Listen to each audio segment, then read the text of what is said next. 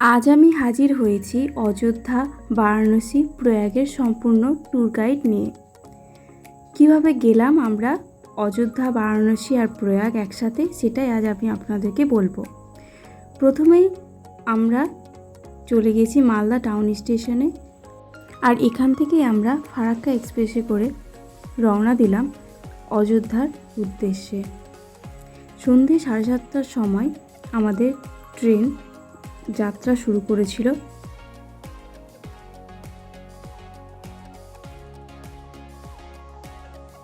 পরের দিন বিকাল 4:30টার সময় আমরা পৌঁছে গেলাম অযোধ্যা স্টেশনে। অযোধ্যা স্টেশনে ভিড় ছিল চোখে পড়ার মতো। স্টেশন থেকে আমরা চললাম বাইরে, আর আমাদের হোটেল আগে থেকেই বুক করা ছিল। আমরা হোটেলে মালপত্র রেখে চলে এলাম লতা চক দিয়ে রামকি পেরিতে। এই রামকি পেরিতে আমরা প্রথমে স্নান সেরে নিই। এখানে প্রদীপ জ্বালানোরও ব্যবস্থা আছে, আপনারা গেলেই দেখতে পাবেন। আর এরপরে আমরা সরজু নদীতে এসে স্নান করে নিই। ট্রেন থেকে এসে এই স্নান পর্ব মিডিয়েতে বেশ হালকা ফুরফুরে হয়ে যায় মনটা। সরজু নদীর শীতলতার স্পর্শে মনে পবিত্রতার ছোঁয়া লাগে। আর আমরা এরপর লক্ষণঘাট, সীতাঘাট দেখে আমরা এখানকার একটা দোকানে ফেমাস লিট্টি চোখা ট্রাই করি। আর এটা বেশ ভালো খেতে, আপনারা গেলে অবশ্যই এটা ট্রাই করবেন, খুব ভালো লেগেছিল এটা খেতে। এরপর আমরা লতা চকে কিছুটা সময় কাটিয়ে ফিরে আসি হোটেলে। পরের দিন ভোরবেলায় আমরা বেরিয়ে যাই হনুমানগড়ির উদ্দেশ্যে। কথিত আছে রাম মন্দির দর্শনের আগে দর্শন করতে হয় হনুমানজিকে, তাই আমরা চললাম হনুমানগড়ির পথে। আর এই হনুমানগড়িতে আমরা পৌঁছে গেছিলাম একদম ভোরবেলা। কথিত আছে এই হনুমানগড়ির হনুমানজি পাহারা দিচ্ছে গোটা অযোধ্যাকে। এই হনুমানগড়িতে বিশাল লাইন ছিল, আর এখানে দিনের আলো ফুটে ওঠে। আমরা যদিও ভোরবেলা গেছিলাম, আর বিশাল লাইন ছিল। আপনারাও চেষ্টা করবেন ভোর ভোর এখানে চলে আসার, তাহলে লাইন অনেকটা কম পাবেন। এই হনুমানগড়িতে আমাদের পুজো দেওয়া হয়ে গেছিল সকাল 7:30টার মধ্যে। আর এরপরে আমরা চলে গেলাম রামলালাকে দর্শনের উদ্দেশ্যে। এখানেও বিশাল লাইন, লম্বা লাইন ছিল। আর দেখতেই পাচ্ছেন ভিডিওতে অগণিত মানুষের ভিড়, ভক্তদের ভিড়। আর বেলা বাড়ার সাথে সাথে সূর্যের তাপও বাড়ছিল পাল্লা দিয়ে, তাই চেষ্টা করবেন সকাল সকালই রামলালাকে দর্শন করার। এই কাউন্টারগুলোতে জুতো রাখার ব্যবস্থা আছে, আর এইগুলোতে ব্যাগ রাখার, জুতো আর ব্যাগ জমা দিয়েই তারপরেই যেতে হচ্ছে রামলালাকে দর্শন করতে। রামলালাকে দর্শন হয়ে গেছে, এবার আমরা চলেছি জুতো কাউন্টার থেকে জুতো নিতে। এখানে মন্দির কর্তৃপক্ষের তরফ থেকেই দেওয়া হচ্ছে প্রসাদ, 2টো করে প্যাকেট সবার হাতে দেওয়া হচ্ছে। রামলালার দর্শন শেষে এবার আমরা চললাম আমাদের হোটেলের পথে। আমরা সাহু ধর্মশালায় ছিলাম, অনলাইনে বুকিং করেছিলাম 2টো রুম। এই ধর্মশালায় একটাই প্রবলেম, এখানে খুব নোংরা থাকে আর খুব বাদুড়ের উৎপাত। আর এখানে যদি রেলিং দিয়ে ঘেরা থাকতো জায়গাটা, তাহলে এইভাবে নোংরাগুলো ছিটিয়ে থাকতো না, কারণ বাদর এসে সব ডাস্টবিন থেকে নোংরা এরকমভাবে বের করে দেয়। আর এগুলো সরানোরও ব্যবস্থা করা হয় না ধর্মশালার পক্ষ থেকে, যেটা খুব খারাপ লেগেছে। এই ধর্মশালাটা একদম হনুমানগড়ির কাছেই ছিল, আর এখান থেকে সহজেই আমরা বাস বা টোটোতে করে চলে যেতে পারবো লতা চকে। সাধারণত বাসে 10 টাকা ভাড়া, আর টোটোতে 20 টাকা করে ভাড়া নিচ্ছিল। আমরা কিছুটা সময় বিশ্রাম নিয়ে বেরিয়ে পড়েছি লতা চকের উদ্দেশ্যে। আর লতা চক থেকে আমরা যাব নাগেশ্বরনাথ মন্দিরে। আমরা চলেছি নাগেশ্বরনাথ মন্দিরের উদ্দেশ্যে, আর আমরা একটা টোটো নিয়ে নিয়েছি। চলে এসেছি লতা চকে। রামকে পেরি দিয়েই যেতে হবে নাগেশ্বরনাথ মন্দিরে। আমরা কালকেও এসেছিলাম এই রামকে পেরিতে, কিন্তু তখন আমাদের নাগেশ্বরনাথ মন্দির দর্শন করা হয়নি, তাই আমরা আবার আজকে চলে এসেছি নাগেশ্বরনাথ মন্দির দর্শন করতে। আপনারা যখন রামকি পেরিতে যাবেন তখনই নাগেশ্বরনাথ মন্দিরও দর্শন করে নেবেন। রামকি পেরির একটা সেতু আছে এবং সেতুর ওই পারেই হলো নাগেশ্বরনাথ মন্দির। আমরা এখন সেতু দিয়ে যাচ্ছি নদীর ওই পারে রামকি পেরিতে। আর খুব সুন্দর লাগছিল চারিদিকটা, এই সময় বেশ হালকা বিকালের আলো পড়ছিল এবং খুব ভালো লাগছে। আমরা চলে এসেছি নাগেশ্বরনাথ মন্দিরে, আর এখানে আরতিও খুব সুন্দর হয় সন্ধ্যাবেলা।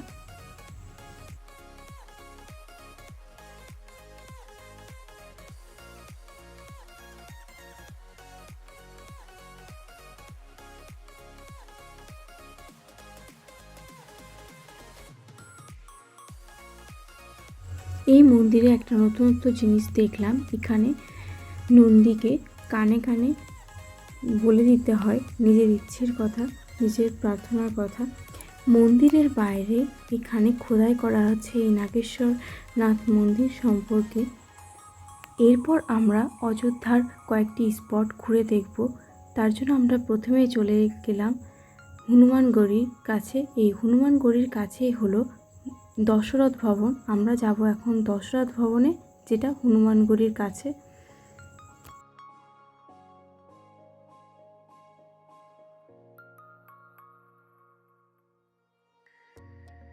আমরা চলে এসেছি দশরথ ভবনে। এখানে বাইরে রয়েছে পুরাতন ভবন আর ভিতরে নতুন ভবন তৈরি হয়েছে।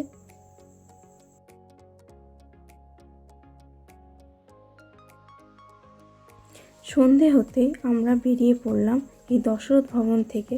আর এই দশরথ ভবনের পাশেই রয়েছে বেশ ভালো মার্কেট। এখানে বিভিন্ন গিফটের জন্য জিনিস কেনা যেতে পারে। চুড়ির দোকান, গদার দোকান, বাচ্চাদের খেলনা, ওড়না, অনেক কিছুই রয়েছে শপিংয়ের জন্য। এরপর আমরা আশেপাশের যে দর্শনীয় স্পটগুলো আছে সেগুলো দেখছিলাম এক এক করে। কনক ভবন, এটা কনক ভবনের পেছনের অংশ। আমরা এরপর গিয়েছিলাম রাম সীতা রাজমহলে। এগুলো এখন তৈরি হচ্ছে, আন্ডার কনস্ট্রাকশন। এখানে সীতা দেবীর রসইও আছে। পুরনো দিনের রাজবাড়ি। এখানকার আশেপাশের দর্শনীয় যে স্পটগুলো সেগুলোই আমরা কাছাকাছি ঘুরে ঘুরে দেখছিলাম। এটা প্রাচীন ভারতকূপ। ওখানে একজন পণ্ডিতজি আমাদেরকে নিয়ে গেছিলেন। এরপর আমরা চলে এসেছি কনক ভবনে। কিছুক্ষণ আগে ভিডিওতে কনক ভবনের পেছনের অংশটা দেখেছিলাম, তারই আমরা সামনের অংশে চলে এসেছি কনক ভবনের মূল মন্দিরে। আর এই সময় সন্ধেবেলাটা প্রেয়ার টাইম, এখানকার এই সময় প্রেয়ার চলছিল। এরপর আমরা ডিনারের জন্য চলে এসেছি কনক ভবনে। এখানে 80 টাকায় ভরপেট খাওয়া পাওয়া যায়। সবজি, ভাত, ডাল, যার যত লাগবে সে ততই দেওয়া হবে। আর খাবারের কোয়ালিটিও যথেষ্টই ভালো। রাত 3:40 আমরা বেরিয়ে পড়লাম অযোধ্যা থেকে বারাণসীর উদ্দেশ্যে। ভোর 4:24 সবরমতী এক্সপ্রেস ধরে আমরা রওনা দিলাম বারাণসীর পথে। সকাল 10টার সময় আমরা পৌঁছে গেলাম বারাণসী স্টেশনে। বারাণসীতে আমাদের হোটেল আগে থেকে বুক করা ছিল না, তাই আমরা প্রথমেই চলে এসেছিলাম ভারত সেবাশ্রম সঙ্গে, কিন্তু এখানে ঘর ফাঁকা ছিল না, তাই আবারও হোটেল খুঁজতে যেতে হয়। আর এক অটোওয়ালার মাধ্যমে আমরা জানতে পারি তিরুপতি গেস্ট হাউসের কথা। আর আমরা এখানেই পরবর্তী 3 দিন ছিলাম। হোটেলে আমাদের মালপত্র রেখে ফ্রেশ হয়ে আমরা চলে এসেছি দুপুরে লাঞ্চের জন্য পাবাকা ধাবা সর্দাজি ফুড কর্নারে। আর এখানে খাবারের কোয়ালিটিও যথেষ্টই ভালো। এখানেই আমরা পরবর্তী কয়েকদিন খাবার খেয়েছিলাম। আর গরম গরম খাবার সার্ভ করা হয় এখানে। এরপর আমাদের হোটেলে কিছুক্ষণ রেস্ট নিয়ে আমরা বেরিয়ে পড়লাম গঙ্গায় সন্ধ্যা আরতি দেখার উদ্দেশ্যে। আমাদের এদিন প্ল্যান ছিল আমরা বোটে করে গঙ্গা আরতি দেখব। আমাদের হোটেলটা আছে লাকসা থানায়, সেখান থেকে আমরা টোটো করে চলে এসেছি কেদারঘাটে বোটে করে গঙ্গা আরতি দেখব বলে। এখানে বৌদ্ধ বিদ্যার্থীদেরও ডিল চলছিল। কেদারঘাটের একটু দূরেই আছে রাজা হরিশ্চন্দ্র ঘাট, এই লালি ঘাট, এই ঘাটগুলো সব কাছাকাছি পাশাপাশি ঘাটগুলো। আমরা এরপর একটা বোট ঠিক করলাম, আর এখানে বোটের ভাড়া কিন্তু ভ্যারি করে, আপনারা একটু কথা বলে নেবেন। আর আমাদের 7 জনের টিম ছিল, আমরা পার হেড 100 টাকা করে বোট ভাড়া মিটিয়েছিলাম। আমাদের টোটাল ভাড়া লেগেছিল 700। শেয়ারে ছিল এই বোটটা।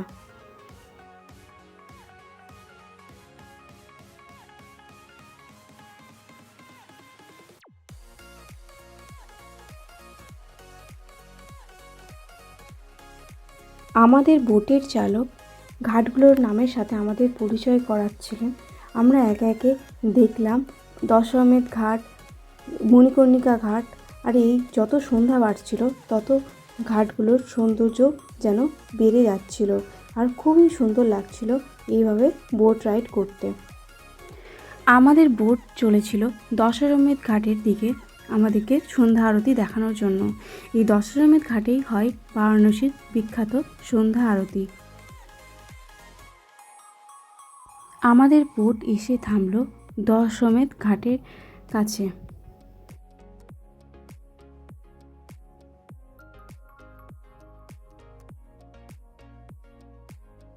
বারাণসীর সেই বিখ্যাত সন্ধ্যা আরতি, নৌকা থেকে সন্ধ্যা আরতি দেখতে অপূর্ব লাগছিল। 8 ঘন্টা কানেক আমাদের নৌকা সন্ধ্যা আরতি দেখিয়ে আমাদেরকে আবার নিয়ে এসে দিল কেদারঘাটে, আর আমরা এখান থেকে আমাদের হোটেলে চলে গেলাম। আজ বারাণসীতে এসে আমরা এই সন্ধে আরতিটাই ভালো করে উপভোগ করলাম। পরের দিন ভোরবেলায় আমরা রওনা দিলাম বিশ্বনাথ মন্দিরের উদ্দেশ্যে।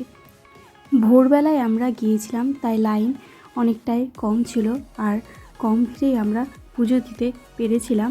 আর এখানে মন্দিরের বাইরেই জুতো রাখার ব্যবস্থা আছে, এই দোকানগুলোতে জুতো রাখা যায়, আর ব্যাগও এখানেই রাখা যায়।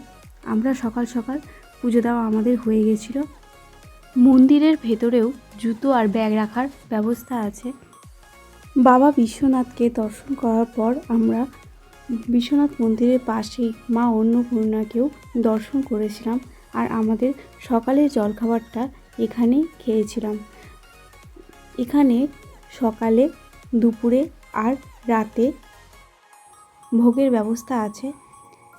আমরা আজকের পুরো দিনের ভোজন আমরা এখান থেকেই করেছিলাম। সকালে ইডলি, বড়া, দুপুরে ভাত, ডাল, বিভিন্ন দক্ষিণ ভারতীয় পদ, আর রাতেও ইডলি আর সাম্বার দেওয়া হয়। সকালে বিশ্বনাথ মন্দিরে পুজো দিয়ে আর মা অন্নপূর্ণাকে দর্শন করে আমরা চলে গিয়েছিলাম আমাদের হোটেলে। তারপর কিছুক্ষণ রেস্ট নিয়ে মা অন্নপূর্ণা ভবনে দুপুরে লাঞ্চ সেরে আমরা চলে এসেছি দশাশ্বমেধ ঘাটে। এখানে আমরা আজকে সন্ধ্যা আরতি কাছ থেকে দেখব, তাই আমরা চলে এসেছি সকাল সকাল, বেলা থাকতেই চলে এসেছি এই দশাশ্বমেধ ঘাটে। এখানে চেয়ারে বসে সন্ধ্যা আরতি উপভোগ করার খুব সুন্দর ব্যবস্থা আছে। আমরা বেলা থাকতেই চলে এসেছিলাম, তাই সামনের সারির চেয়ারগুলো পেয়েছিলাম।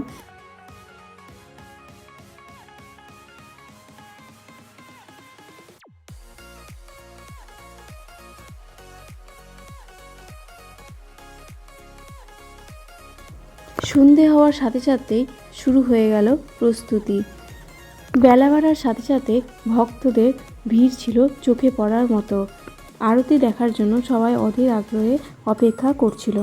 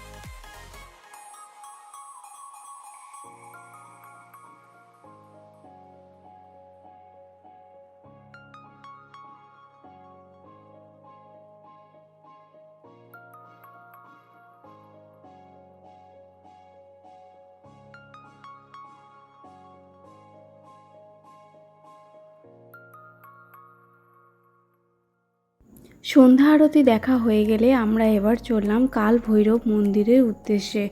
কাল ভৈরব মন্দিরের ঠিকানা আমরা রাস্তায় জিজ্ঞেস করতে করতে পৌঁছে গেলাম এই মন্দিরে। কথিত আছে বিশ্বনাথ মন্দির দর্শনের পরই দর্শন করতে হয় কাল ভৈরবের। পরের দিন সকালবেলা আমরা বারাণসী জংশন থেকে শতাব্দী এক্সপ্রেসে করে পৌঁছে গেলাম প্রয়াগরাজে। এরপর প্রয়াগরাজ স্টেশন থেকে বেরিয়েই আমরা একটা অটো ভাড়া করে নিলাম প্রয়াগে, অর্থাৎ ত্রিবেণীতে যাওয়ার জন্য। ত্রিবেণী সঙ্গম, যেখানে গঙ্গা, সরস্বতী আর যমুনা এসে মিশেছে, সেই পবিত্র জলে স্নান করার জন্য আমরা রওনা দিলাম ত্রিবেণীর উদ্দেশ্যে। এখন আমরা যাচ্ছি প্রয়াগরাজ জংশন থেকে, আমরা যাচ্ছি এবার ত্রিবেণী সঙ্গমের দিকে। এখান থেকে যেতে মোট 20 মিনিট সময় লাগবে, আপনারা জানেন। আচ্ছা, এবার আমরা চলে যাব, বাকি ভিডিও আসছে তারপরে।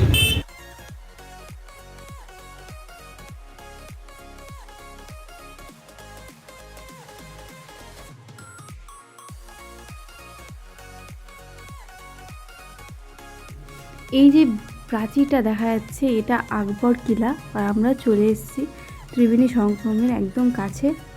এই পুরো এরিয়াটা জুড়েই আমরা আকবর কিলা দেখতে পাবো। আমরা চলে এসেছি ত্রিবেণী সঙ্গমের একদম কাছে। এখানে ধরে ধরে বোট, নৌকা সাজানো আছে। এই বোট, নৌকাতে করেই আমাদেরকে যেতে হচ্ছে ত্রিবেণী সঙ্গমে, যে ঘেরা জায়গাটা আছে যেখানে স্নান করা যায়। এখানে বোটে ভাড়া কিন্তু হেরফের হয়, আপনারা একটু দাম দর করে নেবেন। এক একজনের কাছে এক এক রকম চাই, একটু দাম দর করে নিলে আপনারা ন্যায্য মূল্যে যেতে পারবেন। আমরা জনপ্রতি 100 টাকা করে বোট ভাড়া মিটিয়েছিলাম। ট্রামে করে গঙ্গাজল নিয়ে যাওয়ারও সুব্যবস্থা আছে।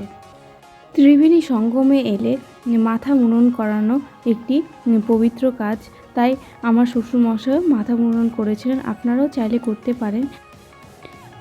মেয়েদেরও অল্প চুল কেটে দেওয়ার রেওয়াজ আছে।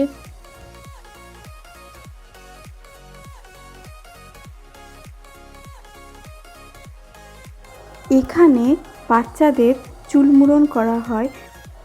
শ্রুতির জন্মের পর এই প্রথম চুল মুন্ডন করা হলো এই প্রয়াগে।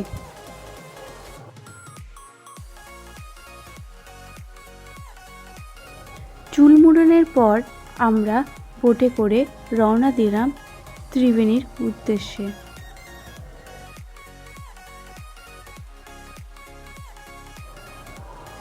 স্নানের নির্দিষ্ট ঘেরা জায়গাতে গিয়ে আমাদের শুরু হয়ে গেল একে একে স্নান পর্ব।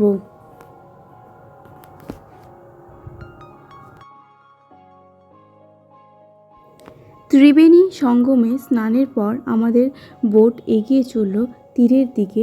আর এই সময় জলে অনেক পানকৌড়ি দেখা যাচ্ছিল।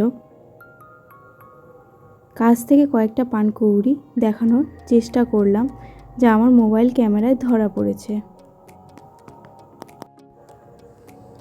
বোটে দাদানের সঙ্গে শ্রুতির চলছিল খুনসুটি।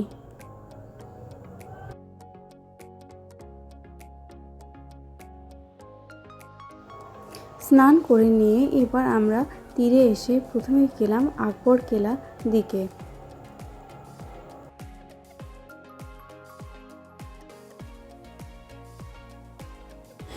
এখানে সিঁড়ি দিয়ে নেমে পাতালে কয়েকটি দেবী প্রতিমা আছে, আর আছে এখানে প্রাচীন অক্ষয় বট, সনাতন অক্ষয় বট। অনেকে এই বটের চারিদিকে পাক লাগান। আকবর কেলা থেকে বেরোনোর পর আমরা একটা অটো ভাড়া করে নিয়েছিলাম, আর সেই অটোতে করে আমরা বিভিন্ন সাইট সিনগুলো ঘোরার উদ্দেশ্যে বেরিয়ে পড়লাম। প্রথমেই আমরা গেলাম হনুমানজিকে দেখতে। এখানে এই ত্রিবেণী সঙ্গমের সব থেকে কাছে আছে বারে হনুমানজি। সেই বারে হনুমানজিকে দর্শনের উদ্দেশ্যেই আমরা চললাম। এখানে হনুমানজি শায়িত অবস্থায় আছেন, আর এটাই পৃথিবীর সবথেকে বড় হনুমানজির মন্দির। বারে হনুমানজির পাশে আছে রাম জানকী মন্দির। আমরা এগুলো দর্শন করলাম একে একে। এরপর আমাদের অটো চলল প্রয়াগরাজের সতীপীঠ অলোক দেবীর কাছে। আমরা চলে এসেছি অলোক শক্তিপীঠে। আমরা চলে এসেছি দেবীর মূল মন্দিরের দিকে। দেবীর মূল মন্দির। এরপর আমাদের অটো চললো আশেপাশের দর্শনীয় স্থানগুলো দেখানোর জন্য। আমরা চলে এসেছি এখানকার বিখ্যাত কালীবাড়িতে। অটোওয়ালা আমাদেরকে এর ঠিকানা দিল। আর এর সাথেই আছে ভরদ্বাজ মুনির আশ্রম। এখানেও বিভিন্ন আন্ডারগ্রাউন্ডেও দেখার আছে, আপনারা দেখতে পারেন। সময় থাকলে অবশ্যই দেখবেন, এগুলো ভালো লাগবে। এরপর আমরা চলে এসেছি প্রয়াগরাজের অন্যতম দর্শনীয় স্থান অমর শহীদ চন্দ্রশেখর আজাদ পার্কে। এই পার্কে টিকিটের ব্যবস্থা আছে, টিকিট কেটে ঢুকতে হবে এই পার্কে। আপনারা একান্তে কিছুটা সময় কাটাতে চাইলে আসতেই পারেন এই পার্কে। এই পার্কের শান্তশিষ্ট পরিবেশ আপনাদের ভালো লাগবে। এখানে চন্দ্রশেখর আজাদকে গুলিবিদ্ধ করা হয়েছিল। এরপর আমরা প্রয়াগরাজ থেকে বাসে করেই রওনা দিলাম বারাণসীর উদ্দেশ্যে। এখানে আমাদের অটোওয়ালাই আমাদের বাস ডিপোতে বাস ধরিয়ে দিয়েছিল। সন্ধেবেলা আমরা হোটেলে পৌঁছে কিছুটা ফ্রেশ হয়ে নিয়েই আমরা বেরিয়ে পড়লাম দশামেধ ঘাটের উদ্দেশ্যে। আর আমাদের উদ্দেশ্য ছিল কিছু কেনাকাটা আর লোকাল ফুড। দশামেধ ঘাটের কাছে আছে কাশী চাট ভান্ডার। আর এখানে অনেক ভিড় দেখে আমরা দাঁড়িয়ে পড়লাম আর এখানকার স্পেশাল চাট ট্রাই করলাম। আর এই চাটটা খেতে খুব সুন্দর ছিল। আপনারা এলে অবশ্যই একবার ট্রাই করবেন এই কাশী চাট ভান্ডারের চাট। শপিংয়ের মধ্যে এখানকার স্পেশাল হলো বেনারসি ব্যাগ, বেনারসি শাড়ি এবং যে কোনো ধরনের শাড়িও খুব সুলভ মূল্যে পাওয়া যায়। আপনারা দেখে শুনে কিনবেন। আর আমরা যে দিনে গেছিলাম সেটা স্পেশাল দিন ছিল, ওখানকার রামনবমী শুরু হয়েছিল। আর এই জন্য এখানকে অনেক অনুষ্ঠান হচ্ছিল। জায়গায় জায়গায় স্টল করে এখানে কোল্ড ড্রিঙ্কস, আইসক্রিম, ঘুগনি অনেক কিছুই দেওয়া হচ্ছিল। আমরা এনজয় করেছি এই পুরোটা। আজকে আমাদের ভ্রমণের লাস্ট দিন বারাণসীতে। আর আমরা সকাল সকাল বেরিয়ে পড়লাম আমাদের হোটেল থেকে দশামেধ ঘাটের উদ্দেশ্যে। আর আমরা এই দিন গঙ্গা স্নান করেছিলাম দশামেধ ঘাটে। আমাদের হোটেল লক্সা থানা। আর লক্সা থানা থেকে গোদুলিয়া মোড় পর্যন্ত টোটো যায়। আর গোদুলিয়া মোড়ের পরে টোটো অ্যালাউড নয়, সেখান থেকে পায়ে হেঁটেই যেতে হয় দশামেধ ঘাটে। এখানে আমাদের স্নান সকাল 8টার মধ্যেই হয়ে গেছিল। এরপর আমরা স্নান সেরে রেডি হয়ে বেরিয়ে পড়লাম বাকি সাইট সিনগুলো দেখতে। প্রথমেই আমরা বেরিয়ে পড়লাম মণিকর্ণিকা ঘাটের উদ্দেশ্যে।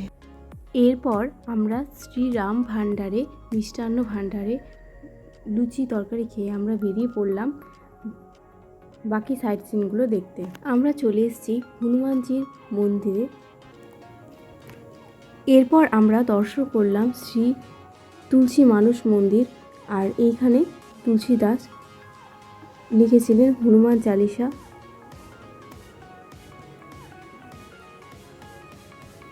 আজকে আমাদের বেনারসে লাস্ট দিন।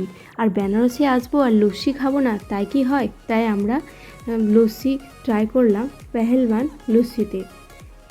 এই লস্যিতে দই দেওয়া হচ্ছিল আর ক্ষীর। এর স্বাদ মোটামুটি ভালোই। আর বেনারসে এসে পান খাবো না সেটা তো হতেই পারে না। খাইকে পান বেনারসওয়ালা। আমরা এখানকার বিখ্যাত কেশব তাম্বুল পান ভাণ্ডার থেকে পান খেয়েছিলাম। আর এই পানের স্বাদও বেশ ভালো ছিল। বেনারসের অলিতে গলিতে আছে পানের দোকান। আর এই কেশব পান ভাণ্ডারও বহু পুরাতন একটি দোকান। এই দোকানের মালিকের সাথে মোদিজির একটি ছবি দোকানে বাঁধানো আছে। এরপর আমরা হোটেলে ফিরে আসি আর হোটেল থেকে সোজা চলে যাই স্টেশনে।